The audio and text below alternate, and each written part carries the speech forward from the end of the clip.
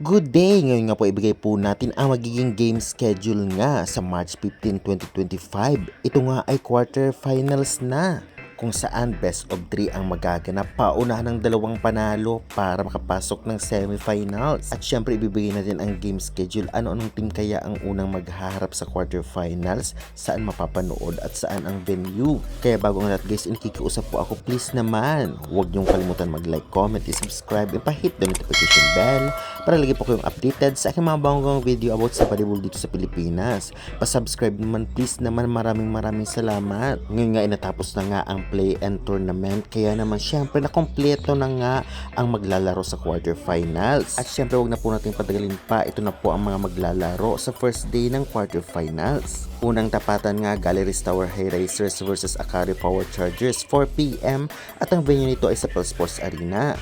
Masusundan naman 6:30pm, PLDT High Speed Hitters versus Chocomocho Flying Titans. Venue nito ay sa Pel Sports Arena. At syempre sa mga magtatanong at bago pa lamang sa aking YouTube channel, saan nga ba ito mapapanood?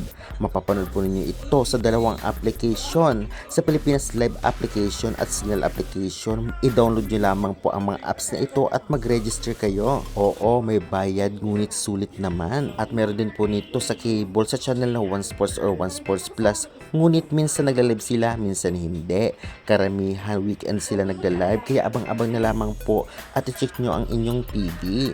At meron pong libre sa Google kung may mga internet po ang inyong cellphone. Search nyo lamang po pbl.ph live, libre lamang ito. Ngunit medyo late lamang po, 5 to 10 minutes, ngunit malinaw at buo ang video. At ay naisabihin na po natin lahat ng impormasyon. Alam naman natin napaka-importante sa kanila ang unang laban, dahil kapag nanalo sila ay isang panalo na lamang ay pasok sila sa semifinals. At nakita rin natin na talagang hindi natin in-expect ang ibang team na makakapasok dito. Kitang-kita talaga na lumalakas na, kahit na ang nasa lower rank dati ay lumalakas na sa ngayon.